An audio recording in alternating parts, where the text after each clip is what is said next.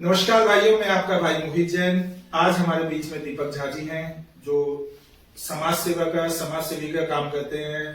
फिलहाल आम आदमी पार्टी से जुड़े हुए हैं, 2022 से आम आदमी पार्टी में काम कर रहे हैं और इनके पिज्जा शॉप्स की चेन भी है जो लगातार युवाओं को तिराड़ी विधानसभा में जो रोजगार देने का काम भी कर रही है। तो आज दीपक भाई से बात करेंगे, उनके बारे में जानेंगे, उनके आगे के प्लान के बारे में जानेंगे और जिस हिसाब से ये विद्यापति अभी एक समारोह हुआ था, जो बहुत बड़ा समारोह हुआ था, उसकी भी आगे चर्चा करेंगे। तो नमस्कार दीपक भाई, हमारे पॉडकास्ट में आपका स्वागत है। बहुत बहुत धन्यवाद मोहित जी, आपने मुझे बुलाया।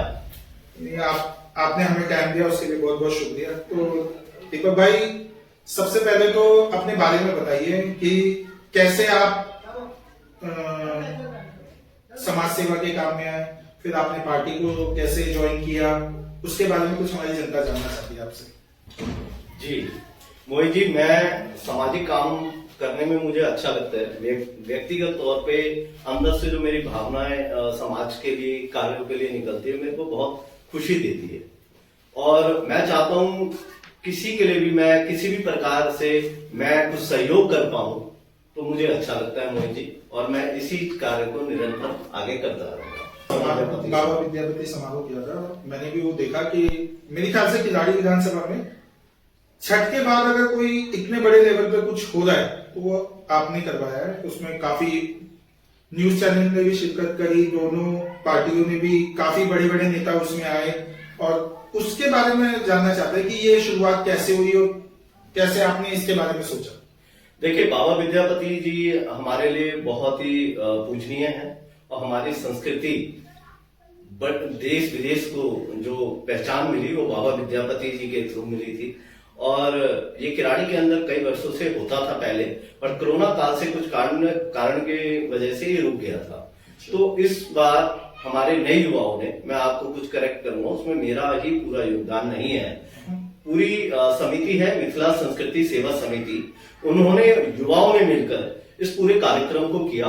हमारा सहयोग बाहरी रूप से रहा कि जहां लड़कों को हमारा सहयोग चाहिए, हमने उनको सहयोग किया और पहली बार बाबा विद्यापति समारोह दुर्गा चौक पे बहुत ही भव्य तरीके से ये किया गया है और इसमें सभी का सहयोग मिला।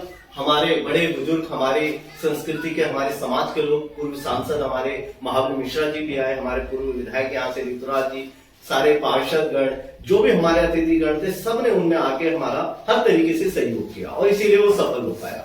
इसके अंदर हमारी युवाओं की नई टीम की, उसमें सारी की सारी मेहनत उनकी रही। मैंने ये देखा कि एक ऐसा मंच और ऐसा विद्यापति जी के लिए ऐसा जो कार्यक्रम था, उसमें दोनों ही पार्टी के लोग, बीजेपी के भी आम आदमी के भी, वो पहला ऐसा स्टेज देखा जहां पे हर किसी ने बढ़ चढ़ के हिस्सा लिया। तो दीपक जी, जैसा अभी आपने विद्यापति समारोह करवाया, आपकी समिति ने सभी को निमंत्रण दिया और सभी लोग आए, सभी पार्टियों के लोग आए, सभी का आपने सम्मान पूर्वक एक साथ सम्मान किया और बराबर का सम्मान दिया सभी को। लेकिन वहीं पे देखा गया है कि जो हमारे आज के एमएलए हैं श्री अनिल झा जी, वो नहीं आए। ऐसा क्या कारण रहा कि वो नहीं आए जबकि वो मिथिला से ही आते? देखिए, कारण तो मैं नहीं बता पाऊंगा मोहित जी, क्योंकि अब हो सकता है उनका कुछ निजी कारण रहे हों। बाकी वो हमारे मिथिला समाज से ही है, हमें बहुत उम्मीद थी कि वो भी आए, हमें खुशी होती आते तो, पर हो सकता है कुछ अपने पर्सनल कारण हो। तो इस बारे में मैं क्या कह सकता हूँ, इस बारे में तो वही कह सकते हैं। नहीं, जहां तक रही कि टाइम की बात है, टाइम तो ऐसा, मेरे को ऐसा लगता है कि टाइम झांसी के पास जितना है शायद ही खिलाड़ी विधानसभा में किसी के पास हो, जो कि वो खिलाड़ी विधानसभा भी देख रहे हैं। अभी हाल फिलहाल में उन्होंने एमएलए कप भी करवाया है और उसी के बीच में वो लगातार यूपी में भी जाते रहते हैं। तो टाइम की शॉर्टेज तो नहीं कहेंगे। आपको क्या लगता है कि क्या कारण रहे? देखिए बताइए। देखिए, मैं सही से नहीं बता पाऊंगा, क्योंकि मेरे को जब कारण पता ही नहीं है तो मैं किसी की बारे में कुछ बोलना सही नहीं है, क्योंकि मुझे कोई कारण आया नहीं मेरे पास, उनके यहाँ से कोई मैसेज नहीं था। बट पता चला वो नहीं आए तो ठीक है, कुछ पर्सनल रीजन होंगे कुछ ना कुछ, इसलिए नहीं आ पाए। तो आपने जब ये हो गया आपका प्रोग्राम, उसके बाद आपने जानने की कोशिश नहीं करी?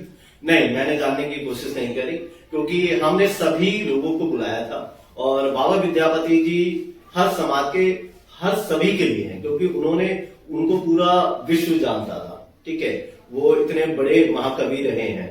तो उस प्रोग्राम में लगभग आपने देखा सभी समाज के, सभी राजनीतिक दल के, वो पहला मंच था जिसमें हर राजनीतिक दल के एक साथ खड़े होकर एक जैसा सम्मान हमने किया। नहीं, मेरे को ऐसा सुनने को भी मिला, मैंने रिसर्च करी थी जब, तो मेरे को ऐसा सुनने को मिला जो उनको लगातार जितने भी युवा थे वो धीरे धीरे झाजी को छोड़ते हुए चले गए या उन्होंने छोड़ दिया। यानी कि जो उनको जिताने में जो उनके साथ रहे वो जितने भी लड़के हैं अब उनके साथ नजर नहीं आते हैं। और अगर वो कुछ ऐसा जैसे सामाजिक कार्य आप जैसे भाई कर रहे हैं वो भी उन जगहों पे नहीं जाते, तो ऐसे क्या कारण रहे कि झाजी ने अपने जो यंग जनरेशन थी, कहने को वो एमएलए कब भी करवाने हैं, युवाओं के लिए करवाने हैं, लेकिन उनकी जो युवाओं वाली टीम थी वो उनके साथ नजर नहीं आती। देखिए, इस बारे में मैं दूसरों के लिए मैं नहीं बोल पाऊंगा, अपना पर्सनल अनुभव मैं आपसे अपना पर्सनल अनुभव शेयर करना। देखिए, मैंने जहां तक देखा है कि व्यक्तिगत व्यवहार से लोग जुड़ते हैं। ठीक है, विधायक पहले भी रहे हैं, अभी भी हैं, आगे भी रहेंगे। ठीक है, व्यक्तिगत व्यवहार जिससे मिलता है, मन मिलता है, वो उसके साथ रहता है, और जिसका व्यक्तिगत मन नहीं मिले, व्यवहार नहीं मिले, वो उसके साथ नहीं रहता है। ठीक है, इसमें कोई राजनीतिक बात नहीं है कि हम वो युवा उनके साथ नहीं है तो पार्टी छोड़ दी है, या देखिए पार्टी सबकी है। पार्टी जो है उनके जिस आम आदमी पार्टी से हमारे विधायक अनिल झा जी हैं, उसमें सैकड़ों कार्यकर्ता है। इसका मतलब उनके पास सैकड़ों कार्यकर्ता नहीं जा रहे, इसका मतलब ये नहीं है कि वो दल में नहीं, वो है, पर उनकी कहीं मतभेद है किसी ना किसी चीजों को लेके, इस कारणवश वो उनके पास नहीं जाते। तो आपका ये कहना है कि जो मतभेद है या जैसा कि आपने अभी बोला था कि दिल मिलने वाली बातें हैं, तो आपके साथ ऐसा क्या है कि दिल नहीं मिल रहा है या मतभेद है? देखिए, मेरे साथ मैं थोड़ी सी कुछ चीजें हैं पर्सनल। ठीक है, मैं वो आपके पॉडकास्ट में अभी बता भी नहीं सकता। देखिए, कुछ चीजें निजी रहनी चाहिए, और मेरा शॉर्ट में बताऊं तो अभी फिलहाल ऐसा कुछ नहीं, मैं अपने काम में व्यस्त हूँ। और जैसे कि आपको पता है मेरी टीचर शॉप्स हैं, तो मैं उसमें अभी थोड़ा सा ज्यादा ध्यान दे रहा हूँ, राजनीतिक में मैं थोड़ा कम ध्यान दे रहा हूँ। तो यानी कि मुझे ऐसा लगता है या मेरा ऐसा एनालिसिस है कि जब विधायक जी को इलेक्शन जीतने के लिए युवाओं की जरूरत थी तो आपने अपना काम सेक्रीफाइस कर दिया और आपने उनको पूरा सपोर्ट किया। यानी कि आपने मीन्स पूरे युवा लड़कों ने, मैं सभी के नाम भी ले सकता हूं, लेकिन वहीं जब आप लोगों को उनकी जरूरत पड़ रही है या समाज के कोई काम के लिए जरूरत पड़ रही है ना, आप उनके पास जा रहे हो, जीतने की बात कर रहा हूं, और ना ही वो आपके पास आ रहे हैं, तो कुछ ना कुछ तो हलचल है जो कि किलाड़ी विधानसभा की गलियों में बहुत दबी दबी सी बहुत सी आवाजें उठ रही है। देखिए, हम कार्यकर्ताओं की जिम्मेदारी क्या होती है? हम कार्यकर्ताओं की जिम्मेदारी है, पार्टी ने जिस भी व्यक्ति को कैंडिडेट चुनकर भेजा है, हम 101% ईमानदारी से उनको यहां से जिताकर भेजे। हम निष्ठा निस्वार्थ अपना पूरा तन मन धन हर तरीके से अपने कैंडिडेट को जिताने की कोशिश करते हैं और जिताया भी। अपना बूथ, अपना स्कूल, अपना वार्ड, उसके बाद आता है विधानसभा। तो हमारी ये जिम्मेदारियां जो है हमने बखूबी निभाई। अब उनकी जिम्मेदारी है कि चुनाव जीतने के बाद जो कार्यकर्ताओं को कैसे रखा जाए, वो आप लोग निभा पाते या नहीं, वो आप लोग देख रहे हैं। नहीं, तो आपको क्या लगता है कि जैसे आपने अभी कहा कि कार्यकर्ता के नाते आपने अपने पूरे फर्ज निभाए, लेकिन वहीं पे विधायक जी अब अपने फर्ज निभा रहे हैं या नहीं निभा रहे हैं? हाँ या ना में? देखिए, फर्ज मेरे साथ तो नहीं निभा रहे हैं, ऐसा तो सीधा मैं बोलूं तो ऐसा हो सकता है कि बाकियों के साथ भी यही होगा। बिल्कुल, क्योंकि मेरे बहुत सारे मित्र हैं, मैं नाम लूंगा तो कंट्रोवर्सी ना हो। सनी जुलोवा है, अभी पंडित हैं, सुमित दंतोलिया हैं, धीरज जी हैं, बहुत बड़ी टीम है। हमारे बोर्ड से आते हैं, एक तो हमारे कवि रजनीश ठाकुर जी हैं, हरीश वत्सैली जी है, तो इन्होंने काफी योगदान दिया है। चेतन आजाद है, चेतन आजाद तो खैर अभी भी उनके साथ हैं।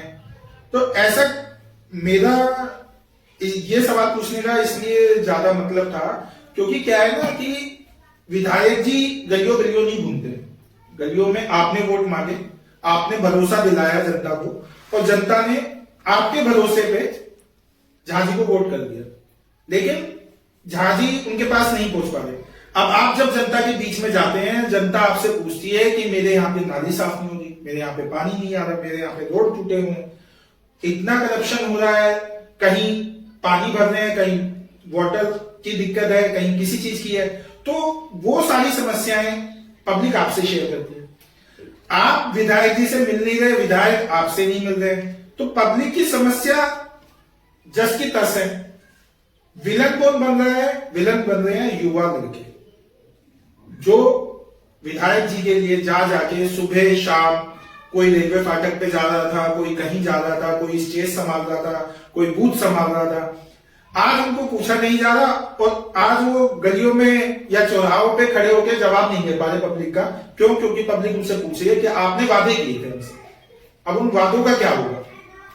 देखिए, इसमें है ना, आपने बहुत इसमें एक क्वेश्चन में बहुत सारे सवाल है। हाँ, मैं एक एक करके देता हूँ। हाँ। कि एक तो युवाओं का जो आप बोल रहे हैं, हाँ बिल्कुल, हम वोट मांगते हैं तो हमसे ही पब्लिक पूछती है कि हमारा ये काम करवा दो, ठीक है। इसका जवाब मैं ये दूंगा कि देखिए, कहीं ना कहीं विधायक ऑफिस और कार्यकर्ताओं के अंदर कम्युनिकेशन गैप है, ठीक है। यह हमारे विधायक जी को संज्ञान में लेकर इस कम्युनिकेशन गैप को ठीक करना चाहिए, ये मेरा एक पर्सनल सुझाव है, जिससे कि कार्यकर्ता वोट मांगने जाता है तो वोटर कार्यकर्ता को ही पकड़ता है, तो उनके काम जैसे भी हो उसका एक प्लान तैयार करके उसकी कम्युनिकेशन को ठीक किया जाए। दूसरा चीज, आपने कहा काम वाटर लॉकिंग है, पानी की समस्याएं हैं, सड़कें खराब है। देखिए, इसका सबसे बड़ा जो जवाब है, यहाँ पे किराड़ी विधानसभा में राजनीति सिर्फ क्रेडिट को लेकर रह गई है कि क्रेडिट किसको मिलेगा। ये तो आप बिल्कुल, और राजनीति बेसिकली क्रेडिट का ही खेल हो रहा है, ये तो देखा जा रहा है। देखिए, स्वाभाविक सी बात है, भाजपा की सरकार है केंद्र में, दिल्ली में, एनसीडी में, पूरी पावर के साथ भाजपा है और इकलौते विधायक हमारे अनिल झा जी हैं जो आम आदमी पार्टी से हैं। बिल्कुल। तो इतना आसान तरीके से तो सरकार पैसा और काम करवा नहीं देगी, क्योंकि काम करवाएगी तो नाम तो उनको पता है अनिल झा जी का होगा, बिल्कुल सही बात है ना। तो यहाँ पे सांसद जी, सरकार, दिल्ली सरकार, सांसद जी और विधायक जी के अंदर सिर्फ पार्टी के मतभेद चल रहे हैं कि वो उस पार्टी से है तो वहां पे फंडिंग कम की जाए या रोकी जाए, या अफसर नहीं सुन पा रहे हैं, जिस भी तरीके से हो रहा है, ये क्रेडिट का और अलग अलग पार्टी होने के कारण जनता यहाँ पे पीस रही है। विधायक जी तो चाचा जी भी है, सांसद जी जैसे उनके चाचा जी है, वो बोलते भी कि मेरे चाचा है, मेरे चाचा है। इतना पुराना रिश्ता, प्यार मोहब्बत, एकदम ऐसा क्या हो जाता है जब पब्लिक का कोई काम होता है तो ये आपस में भिड़ जाते हैं। ये दोनों की, मैं आम जनता के नाते से पूछो, मेरा फर्ज है जनता के सवाल पूछना, मेरा कोई पार्टी पॉलिटिक्स से लेना देना नहीं है, लेकिन मैं जब भी कोशिश करता हूं कि कोई भी समाज का या कोई भी पार्टी का रिप्रेजेंटेटिव मेरे पास आए तो मैं जनता के जितने हो सके उतने सवाल पूछूं। तो जनता कहीं ना मन में ये सवाल सोचती है कि जब जनता के काम कर रहे होते हैं तो दोनों स्टेज पे खड़े होकर लड़ रहे होते हैं, वैसे ये चाचा भतीजे हैं, ये क्या मतलब है? देखिए, चाचा भतीजा आप कह रहे हैं, देखिए रिश्ते उनके अच्छे रहे हैं, और मैं सांसद जी और विधायक जी के पिताजी काफी अच्छे साथ सहयोगी रहे हैं संगठन के अंदर, और आज की स्थिति में बनाओ, ये अलग अलग पार्टी में है, और राजनीति के अंदर कभी भी कोई हमेशा के लिए किसी का दोस्त या दुश्मन नहीं रहता है। राजनीतिक समीकरण ऐसे बन जाते हैं जो कोई दोस्त दुश्मन बन जाता है, कोई दुश्मन दोस्त बन जाता है, ठीक है, और इसी बीच में किराड़ी पीसे जा रही है। बेसिकली ये तो कल वो चाचा भतीजा ही रहेंगे, ये जनता का कोई काम का कोई अता पता नहीं है, वो पिसती रहेगी, यही कहने का आपका तात्पर्य है? जी बिल्कुल, अभी तक तो वही हो रहा है। और मेरा सुझाव, आप मेरी पोस्टें भी देखते होंगे, मेरा एक्चुअल में, मैं किसी पार्टी के विरोध में नहीं जाता, किसी नेता के विरोध में नहीं जाता। मैं चाहता हूं जनता का काम जैसे भी हो, चाहे भाजपा सरकार करे, सांसद जी करे, विधायक जी करे, निगम पार्षद जी करे, मेयर साहब करे, या केंद्र में बैठे हुए अधिकारी करे, जनता का काम होना चाहिए। बिल्कुल सही बात। जनता ना पैसे इसके अंदर, और जो भी काम करे आप लीजिए क्रेडिट, मैं उसका सहयोग करूंगा, मैं खुद पोस्ट करूंगा कि जिसने भी काम किया उसको मिलना चाहिए क्रेडिट, पर काम तो हो। भाई अब इस बातचीत को और थोड़ा सा आगे बढ़ाते हैं और जनता की भलाई के लिए आते हैं। अभी हाल फिलहाल में ना मेरे ही पोस्ट पे या मेरे को ही पर्सनल कमेंट आ रहे हैं कि डीडीए लैंड्स पे कब्जा हो रहा है, ऐसा लोगों का कहना है जो मेरे को मैसेज कर रहे हैं या फोन कर रहे हैं। तो मैं पर्सनली गया उनके पास, उन जिन जिन लैंड की उन्होंने मुझे लोकेशन दी थी, पहली बार ही देखने में ऐसा लगता है, और हालांकि वो मुझको देखने में भी ऐसा लगता है, मेरी वीडियो आप देखेंगे तो डीडीए ने अपनी डिमार्केशन कर रखी है उस पर, और उस डीडीए ने अपनी जमीन घेरने के बाद उस जमीन पे प्राइवेट मलबा गिरा जा रहा है, मट्टी गिरी जा रही है और प्लॉटिंग करी जा रही है। तो विधायक जी का या निगम पार्षद जी का या सांसद जी का फर्ज नहीं बनता यहाँ पे आके कि जनता को बताएं कि ये एक्चुअली में डीडीए लैंड है जहां पे करोड़ों रुपए का घपला हो सकता है। नहीं, आपने बिल्कुल सही कहा। मैंने भी एक दो वीडियो देखी। एक हमारे मित्र अभी पंडित जी, वहां पे वो किसी डीडीए लैंड पे कुछ दीवार खड़ी करी जा रही है, वहां पे भी था। ठीक है, वहां भी मैंने देखा, ये कुछ मेरे भी कानों में आई है। देखिए, डीडीए का जो चीजें हैं, ये डीडीए को संज्ञान लेनी चाहिए कि इस तरीके से ना हो। और जो भी किराड़ी के अंदर भू माफिया टाइप के लोग हैं, ये किसी भी एक दल या एक नेता की जिम्मेदारी नहीं है। ये सभी नेताओं को, सभी दलों को एक साथ मिलकर इस पे काम करना चाहिए और भू माफियाओं को और ऐसी चीजों को लोगों से मतलब कि दूर रखना चाहिए। क्योंकि पर्सनल प्रॉपर्टियों पे भी किराड़ी के अंदर सुनने में आती है, कभी चीजें हो जाती हैं कि एक ही जमीन को दो दो बारी बेच दिया जाता है। तो गरीब इंसान पूरी जिंदगी की कमाई इकट्ठी करके वो 20-25 गज हुए जमा करके पैसे से खरीदता है और फिर बाद में पता चलता है कि उसको किसी और ने भी खरीद रखा है। तो ऐसी चीजें ना हो, इस पे हमारे विधायक जी, सांसद जी, डीडीए के अफसर और जो हमारे वार्ड से, जिस वार्ड में भी ये हो रहा है उसके निगम पार्षद, मैं उनसे आग्रह करूंगा उस पर ध्यान दे और वहां पे जाके ये चीजें हो रही है तो उसको रोकी जाए। जनता क्या होता है ना कि जनता ना इन भू माफियाओं से लड़ नहीं सकती। आप भी आम नागरिक हैं, आम जन जीवन जी रहे हैं, और भी लोग हैं, लेकिन जब ऐसे कोई कब्जे वाली चीज या कुछ ऐसा हो रहा होता है ना, तो वहां पे क्या होता है कि हर कोई जाके ना सीधा बात नहीं कर पाता है, क्यों? उसे अपनी जान का खतरा होता है। हम जैसे लोग भी, हमको भी काफी लोग जाते हैं, जब हम जैसे लोग भी वहां पे जाते हैं तो हम भी ये कोशिश करते हैं कि जल्दी से जल्दी उस काम को खत्म किया जाए, कोई अटैक ना कर दे। इसलिए ये अपील करी जा रही है कि किराड़ी में मेरे ख्याल से 400-500 नेता रहते होंगे मेरे हिसाब से। हर गली कूचे में एक बड़ा नेता, एक बड़ा खिलाड़ी, कोई निगम की टिकट चाहिए, किसी को कुछ चाहिए। लेकिन जनता की भलाई का जब ऐसा कोई काम आता है जहां पे करोड़ों रुपए की प्रॉपर्टी का स्कैम होने जाता है, अगर एक्चुअली में मैं उसका आंकड़ा लगाऊं जो मैंने अपनी आंखों से देखा है, कम से कम 100 करोड़ रुपए का स्कैम है। उस 100 करोड़ रुपए के स्कैम के लिए उन 100 नेताओं में से एक नेता ने अपनी आवाज नहीं उठाई है अभी तक।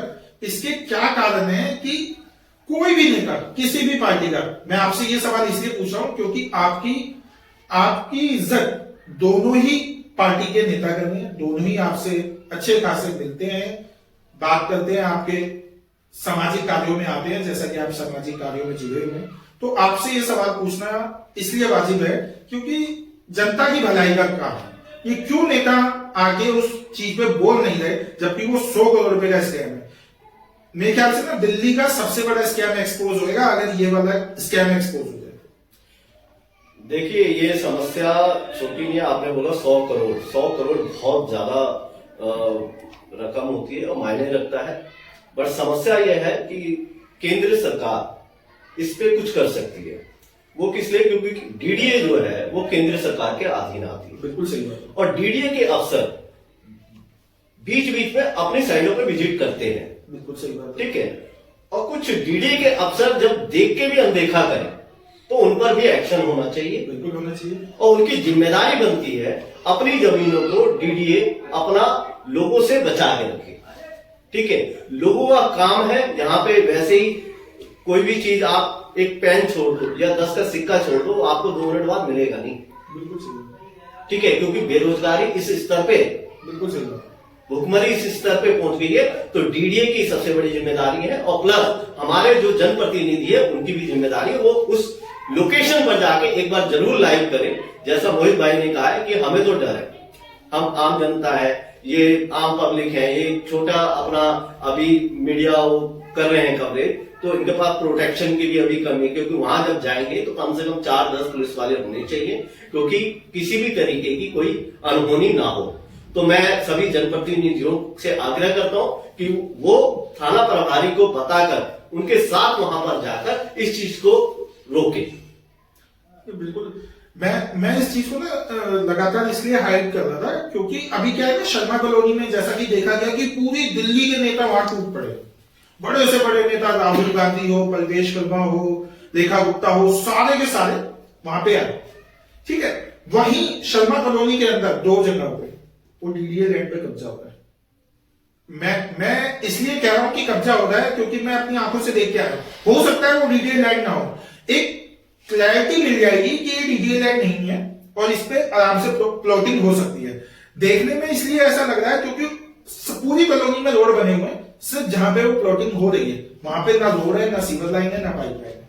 वहां पे प्लॉटिंग हो कैसे रही है? देखिए, आपका ये क्वेश्चन सही लगा, क्योंकि हमें नहीं पता, हम आइडेंटिफाई नहीं कर सकते वो डीडीए की है या प्राइवेट है। ठीक है, इसको आइडेंटिफाई वहां के लोकल प्रतिनिधि, विधायक, सांसद या डीडीए के अफसर कर सकते हैं। बिल्कुल सही। तो उस चीज को क्लैरिफाई, उस चीज को करना चाहिए कि वो डीडीए की है या किसी की पर्सनल प्रॉपर्टी है। पर्सनल किसी की प्रॉपर्टी है तो अपना अपने तरीके से काम कर सकते हैं, उसको काम कर सकते हैं। पर डीडीए की है तो ये हमारे जनप्रतिनिधियों की जिम्मेदारी है कि डीडीए के अफसरों को चिट्ठी लिखकर उसके बारे में अवगत कराया जाए और उसको रोका जाए। क्योंकि वो क्या है ना कहीं हमारे टैक्स पेयर का पैसा है, हमारे खून पसीने की कमाई है। कल को हमारे बच्चे का भविष्य हो, आप ना ही खिलाड़ी में हॉस्पिटल है, ना ही बड़े पार्क है, ना ही तो बहुत सुविधाओं की कमी है खिलाड़ी विधानसभा में। और ऐसे ही अगर डीडीए लैंड पे कब्जा होता था, हमारे आसपास काफी डीडीए लैंड है, और ऐसे ही कब्जा होता रहा तो कल को ये सब चीजें कहां बनेंगी? ये बनी ही नहीं पाएगी।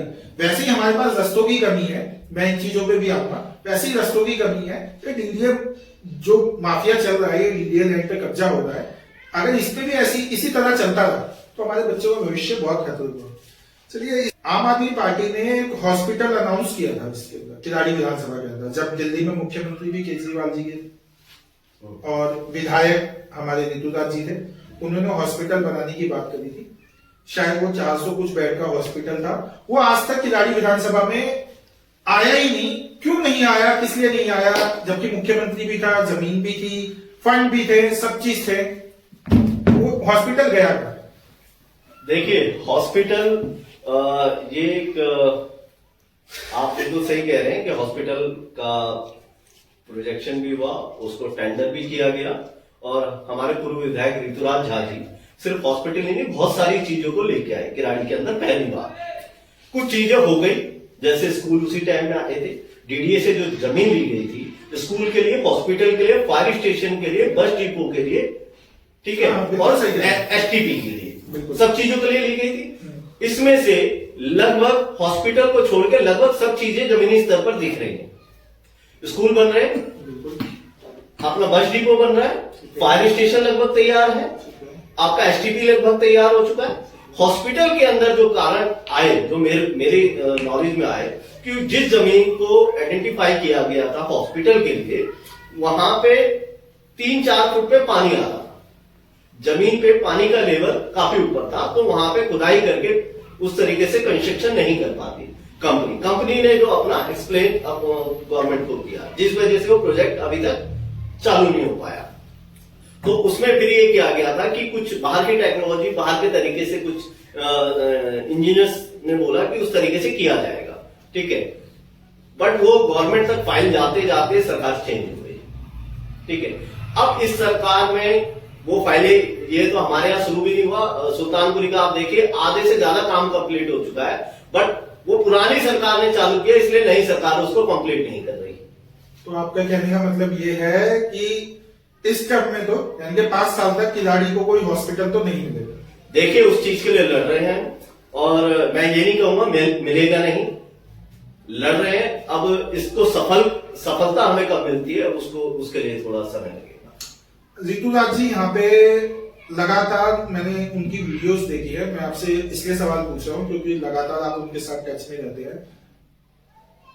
वो लगातार कूड़े के पहाड़ का जिक्र कर रहे हैं। जैसा कि आपने बताया, उन्होंने जमीन खरीदी, डीडीए की जमीन खरीदी, डीडीए में स्कूल बना रहे हैं, सारी काम कर रहे हैं।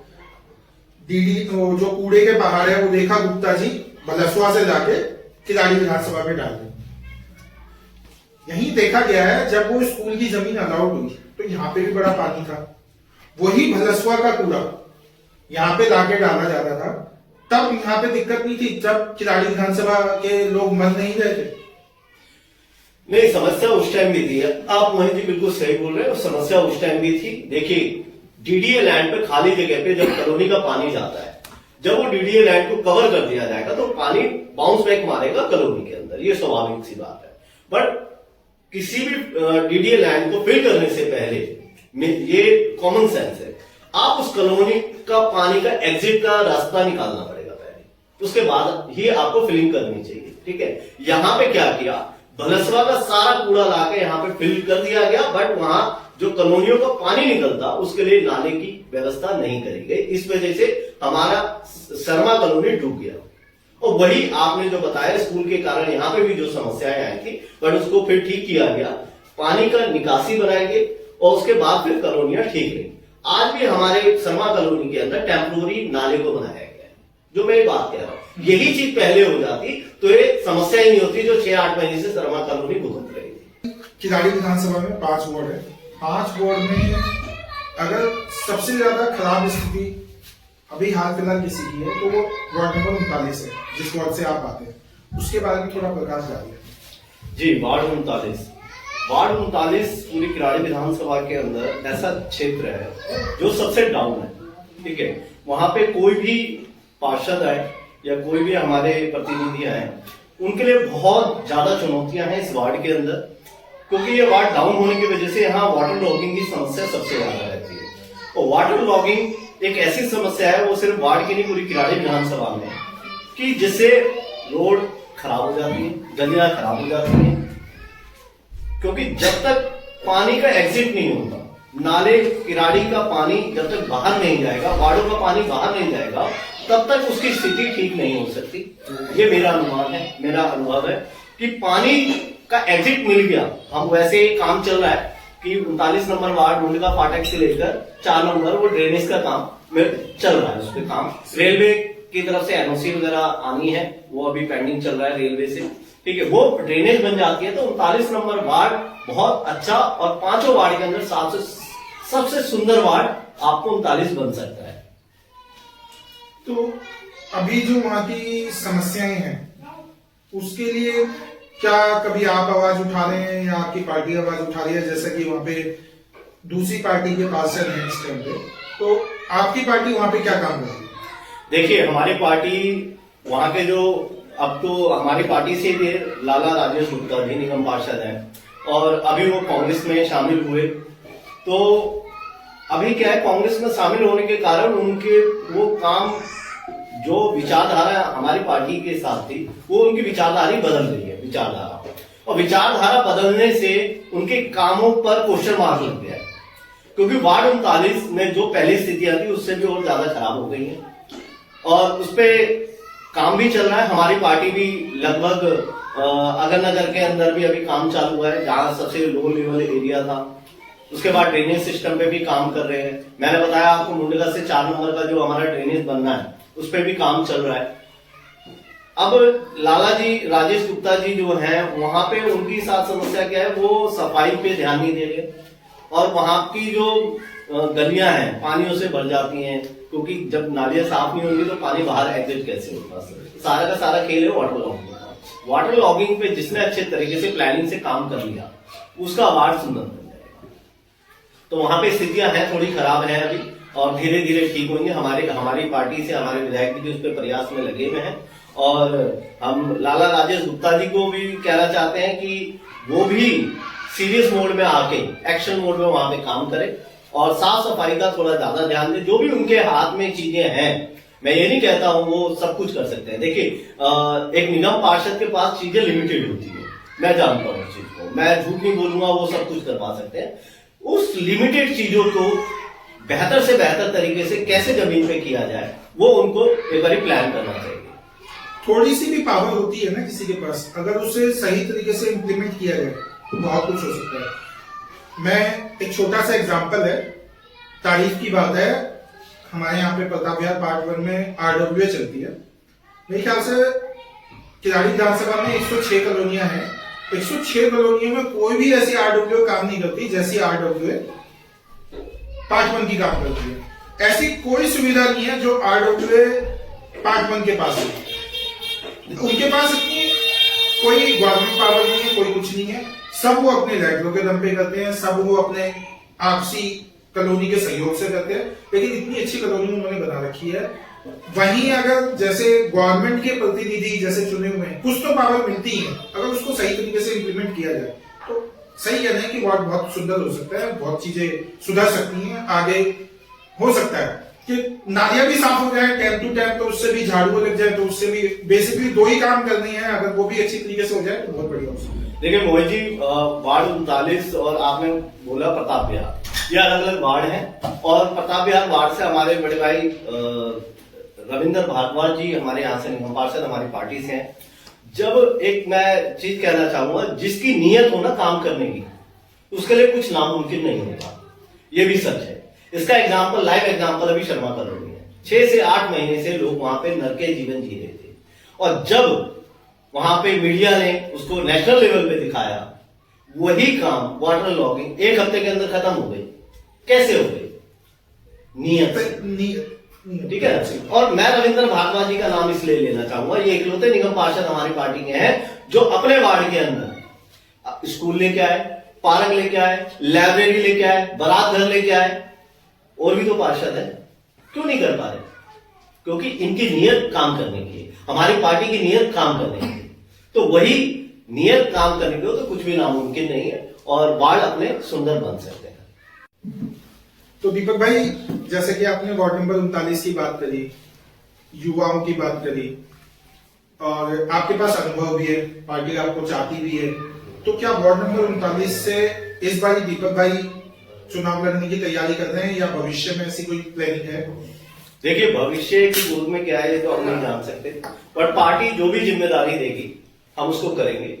और मैं एक छोटा सा कार्यकर्ता हूं, पार्टी जो भी जिम्मेदारी देगी मैं उसको पूरी ईमानदारी से, निष्ठावान तरीके से उसको पूरा करने की कोशिश करेंगे। आपने ये तो सही कहा कि पार्टी जो काम देगी वो करेगी, लेकिन एक युवा होने के नाते आपका क्या मानना है कि एक युवा बेहतर तरीके से काम कर सकता है, या जो पुराने नेता हैं वो काम कर सकते हैं?